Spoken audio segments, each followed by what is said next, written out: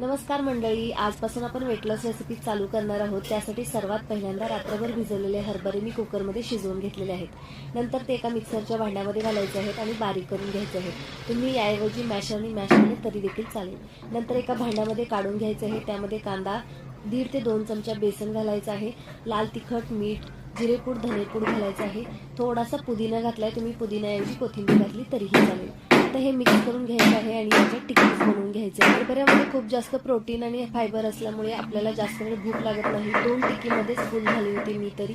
आता या टिक्की बनवून घेतलेल्या आहेत। तव्याला एकदम थोडंसं तेल किंवा तूप लावून घ्यायचं आहे आणि या टिक्कीज आपल्याला दोन्ही साईडनी चांगल्या भाजून घ्यायच्या आहेत। वेट लॉस करण्यासाठी उपाशी राहण्याची अजिबात गरज नाहीये। जर तुम्ही तसं केलं तर केस गळती, अशक्तपणा किंवा चेहऱ्यावरचा तेज देखील कमी होतो।